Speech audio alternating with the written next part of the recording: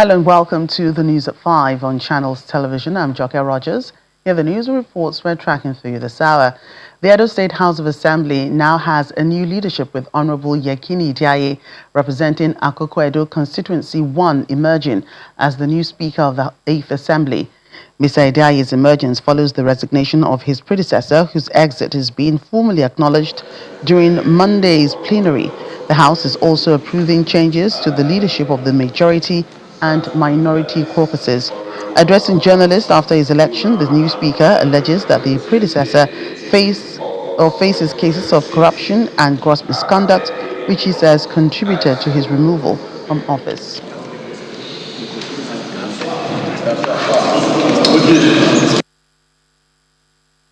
We passing through a lot of challenges.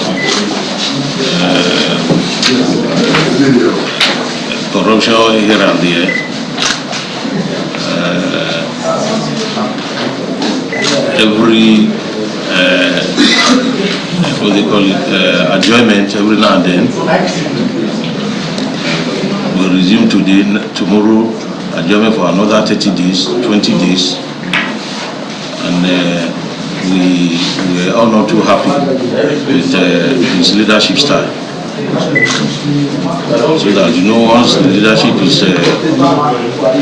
poor, it will drag the work of the government backward. So we decided to say no. We must encourage our performing government because it is doing very well. So anything that will derail the performance or that will deprive the government of his performance, we have to do something about it. Hence the change of leadership. And I can assure all of you that we are going to do everything possible to support His Excellency Senator Monday Pueblo. He is doing a lot for the people of Edo. So we have to cooperate with him to move the state forward. More politics. The outcome of the Osun State governorship election continues to generate reactions, with some politicians seeing it as a pointer to what may unfold ahead of the 2027 general elections. Speaking on Channels Television's morning program Sunrise Daily, the strategic media associate to Atiku Abubakar, Shola Sani, describes the Osun poll as a peculiar case study, saying it will not be entirely correct to use the result as a direct symbol of what to expect in 2027. He attributes Governor Ademola Adeleke's victory to his performance over the past few years, while noting that the ADC's candidate's decision to congratulate the governor also reflects the party's approach. The Osun State election is a peculiar case study. It would not be totally correct to make it as a yardstick of what we should expect in the 2027 general election. For the obvious reasons that it is a state that has its own peculiar history. And if you look at the politics around how the governorship election came to be, you will see that there are certain factors that determined how the election went the way it did. One of such, for instance, is that Governor Ademola Adeleke has performed exceptionally well for the people of Osun State. What happened on Saturday was because there is a Governor Ademola Adeleke on the ballot. And every candidate must carry his own burden and asset. The test of electability is earned, is not transferable. Governor Adeleke is not the same thing as President Bola Tinubu, who will be standing for election in January. And if you ask an average person on the street of Osun State today, if they would vote, because they did vote for Ademola Adeleke on Saturday, if they would vote the same way for Bola Tinubu in January, I can tell you freely that of the figure that voted for Governor Ademola Adeleke, I can tell you freely, more than 80% will tell you no. Meanwhile, in giving an overview of the just concluded governorship election in Osun State, the Executive Director of the International Press Center, Mr. Lanre Arugundade, has commended all stakeholders in the electoral process for fulfilling their part. Though he pointed out some glitches, he, however, commends the voters and the people of Osun State for coming out in large numbers to protect their rights. I think the Osun citizens, the voters, made a lot of difference in this particular election. We saw that in many respects. First was the fact that there were a lot of tension before the election due to activities of thugs, killings, threats, and all kinds of intimidation that tended to suggest that people might not come out. But they came out in reasonable numbers and quite early. But I also look at one factor that has not been talked about. The fact that in this election, the political parties invested properly in their agents, in their party agents, in the agents and the polling units. And what do I mean by this? You also saw the party agents asking questions, and obviously they knew what they were doing. So it meant that this time around we didn't have transactional polling agents who were just there for the sake of the money. I think we can talk about INEC, and we can say now that there's a kind of continuity in the performance of the INEC resident commissioner for Osun State, Mrs. Olutoyin Babalola, who was in charge in Ondo State and did everything possible. So we had reasonable arrival of officials and materials in time, even though voting did not commence some places. Beavers performed above 70%, but there were still some technical challenges in some areas. But one other thing was the readiness of INEC in the state to respond, to questions and quickly take charge of, because she kept saying, anything you hear, let us know so that we can, rectify that. Then the security agents, the deployment was massive, and there wasn't any polling unit that didn't have, some, security, presence, and we can rate their performance as being, good. More politics. Supporters of the All Progressives Congress have risen from a meeting in Yola North local government area of Adamawa State with a reaffirmation to back the re-election of President Bola Tinubu and support other party candidates in the 2027 general election. Speaking at the event, chairman of the forum and candidate of the Adamawa Central Senatorial Zone, Mr. Mustafa Salihu, says most residents of the state have keyed into the reforms of President Tinubu and want to see them consolidated during his second tenure. Following the conclusion of the All Progressive Congress in Adamawa State primary elections, members of the party in Yola, the Adamawa State capital, are convening this meeting to strategize for ensuring victory for the party in 2027. The meeting is attended by various critical stakeholders who were charged on the task ahead. Also, I want to reaffirm, confirm, reiterate, and affirm that APC will be delivered in Adamawa State by the grace of God, especially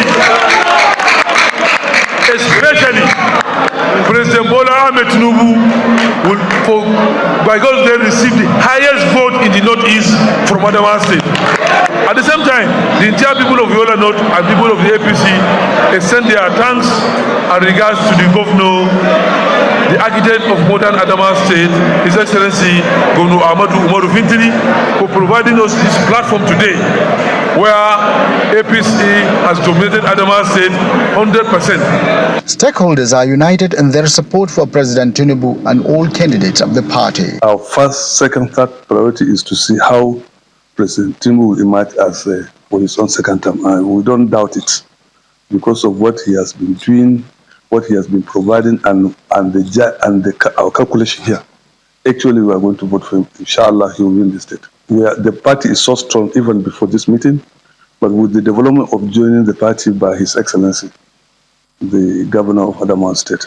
By the grace of God, the APC will win from top to bottom because we have people at the grassroots and following the activities from the presidency down to the states, to the local government, you can see what is happening. The issue of empowerment, we have somewhat empowerment program, the renewal agenda. As the presidential campaigns begin in a few days, similar meetings are expected to hold in various local government areas of the state, with greater emphasis on the mobilization of women and youth from the grassroots ahead of the 2027 general elections. The TIV Youth Council Worldwide and Arawa Youth Assembly have commended President Tinubu for the creation of the five division of the Nigerian Army in Makadi, Benue State capital. The groups at a solidarity rally in Makadi also called for adequate funding and modern equipment to enable the division tackle insecurity and protect farming communities. On the 4th of August this year, the newly established 5th Division of the Nigerian Army became operational as security chiefs and traditional rulers received the implementation team from Defense Headquarters at the Benue State Government House. The Governor of Benue State, Barrister Moses Atai. Following the stakeholders' engagement on the operationalization of the division, the team leader, Major General Raymond Uchaha, addressed key security concerns. Good people of Benue State, I told you that this expansion is focused towards confronting the emerging and prevailing threat to bring about the needed national security and operational effectiveness of the Nigerian Army. So as a priority for us as a team, we are going to be deploying to confront all these threats. The visit has raised hopes among residents, with the TV Youth Council Worldwide and Arawa Youth Assembly organizing a solidarity walk in support of the president and the military. The walk began from the State Library in Wurukum and passed through major streets of Makodi. The TV Youth Council described the division as a strategic response to insecurity in the state, pledging to support the military with relevant intelligence. The TV Youth Council Worldwide has constantly called for stronger security measures to protect our communities. We therefore deeply appreciate President Bola Ahmed Tinubu for approving the establishment of the 5th Division. This decisive action demonstrates his commitment to the security and welfare of Nigerians, including Benue State. We equally commend the Chief of Defense Staff, as earlier stated. The expansion of the Nigerian Army divisions from 8 to 12 has elevated Benue from hosting brigades to a full division. Benue has been historically elevated from hosting brigades to proudly commanding a full division. This is a testimony that the President means every campaign promise he made, especially on security, and he is working daily to fulfill them. The groups urged traditional and religious leaders to continue supporting security agencies, expressing hope that the new division will help restore peace, protect farming communities, and boost economic activities across the region. When we come back on the news at 5, we'll take a look at updates from the world of business. CPI inflation eases to 15.43% in July. That's in a moment. Please stay with us.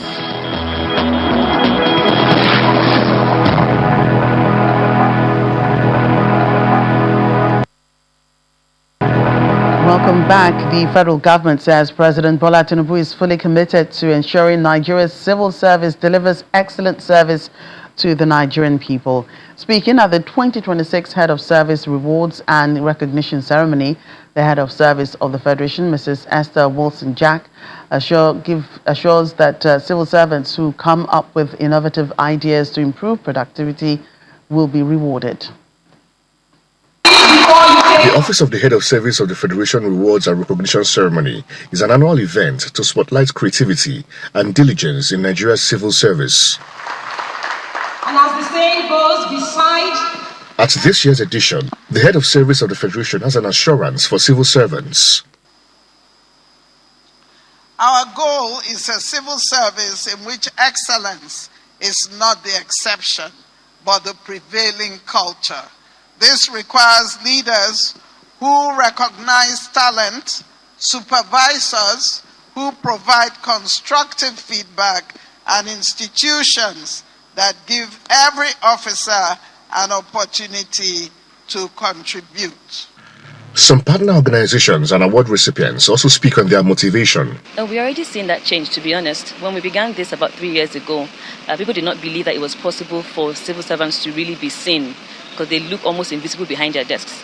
But as we began to support the head of service to identify exceptional people in service and celebrate the work that they do and reward them, we've seen more people do more innovative, more exceptional things in government. So we are seeing that they are taking on more responsibilities beyond their desk responsibilities. The recognizing performance is a spur, and it's going to motivate me to put in more effort.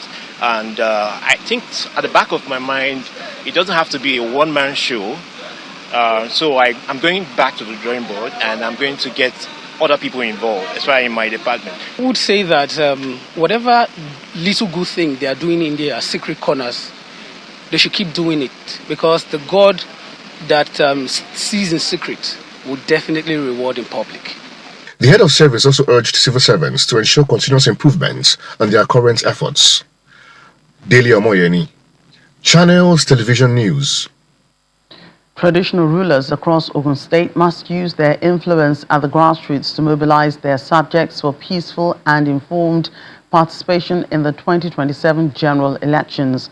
Governor Dapo Abiodun gave the charge in Abeokuta, the state capital, during the inauguration of the Alake and paramount ruler of Egbaland, Oba Aremu Gbadebo, as the new chairman of the Ogun State Council of Obas.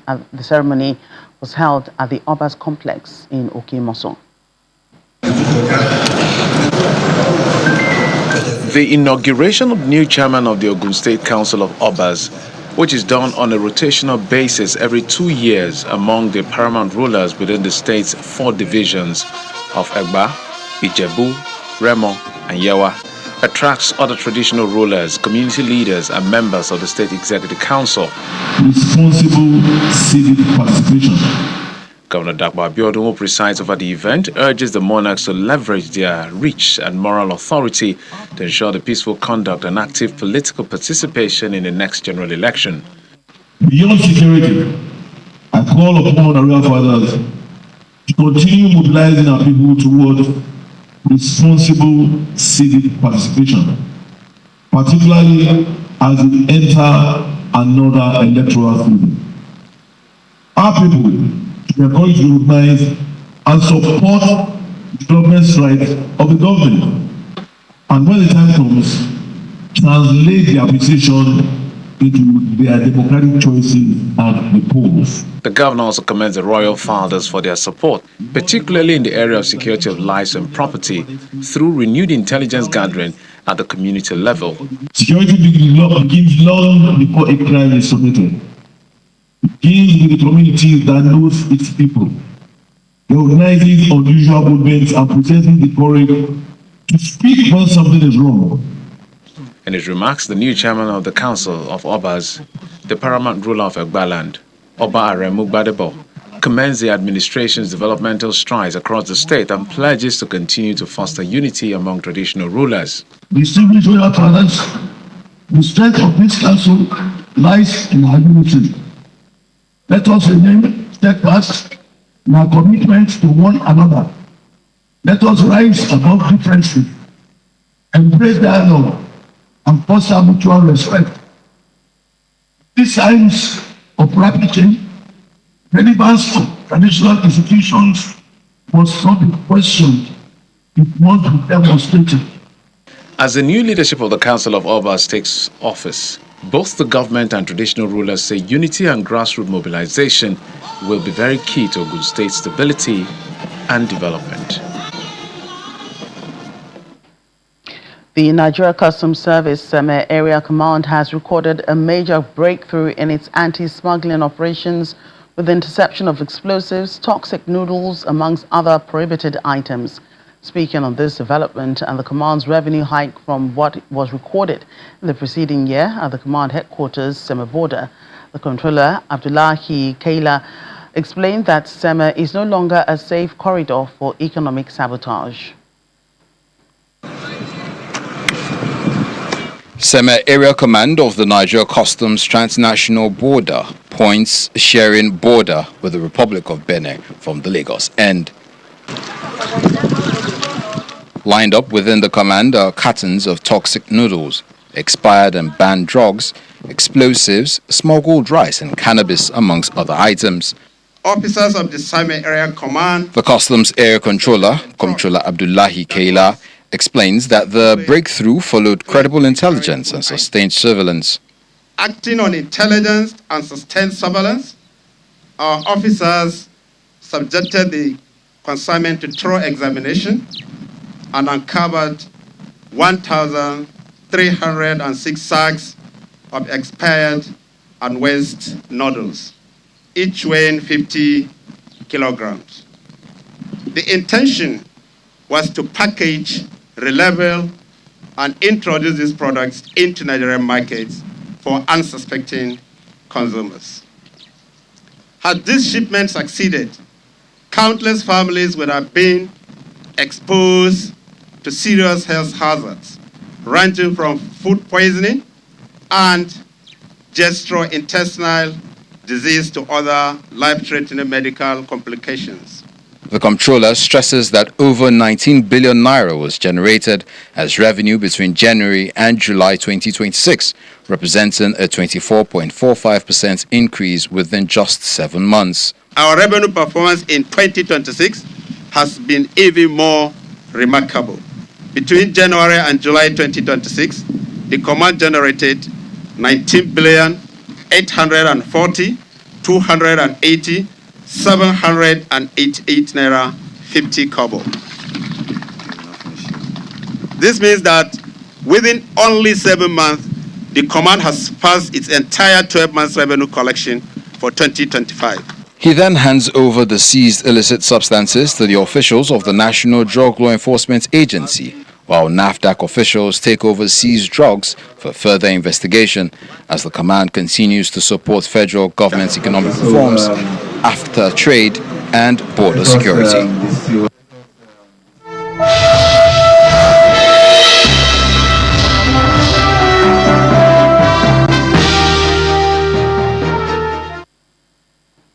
Business News: Nigeria's headline inflation rate declined to 15.43% year-on-year in July 2026 from 15.91% in June, marking another month of easing price pressures. The latest figure represents a 0.48 percentage point decline from the previous month, extending the recent moderation in headline inflation. The development suggests that the pace of increase in the price of goods and services is slowing, although the overall cost of living remains elevated. On a month-on-month basis, inflation also moderated to 1.57% in July, compared with 1.66% in June, indicating a slower pace of price increases during the month. Despite the headline decline, food prices remained a key concern for households, with food inflation continuing to exert pressure on consumer spending. The Nigeria Exchange Group has suspended the implementation of a proposed revised pricing methodology for equities trading, which introduced a tiered minimum trading volume thresholds for price movements. Speaking on Business Morning, the Director Registration Exchanges and Market Infrastructure at Securities and Exchange Commission, Mrs. Hafsat Rufai, explains that there's a need for more enlightenment before the commencement of the new framework. The NGX had to postpone that because it decided to have more engagement with stakeholders before implementing the new pricing methodology. The pricing methodology has duly been approved by the Securities and Exchange Commission, where I work. And when we approve the rules of the NGX, it is up to them to determine the appropriate time to commence implementation. In this case, the NGX had gone on or had informed the public that it was going to start today, but the NGX then realized that there's need for more engagement. And this is because we have been using the old or the current pricing methodology for a very long time. And people need to understand the change that we're bringing about, introducing the various bands that were not there before. And so they felt that it shouldn't be so abrupt, changing such methodology without adequately engaging the stakeholders. That's why they changed. That's why implementation has been put on hold in the meantime. But I'm sure that at the appropriate time, it would commence. And that's it on the news at 5. Thank you for watching. I'm Joka Rogers.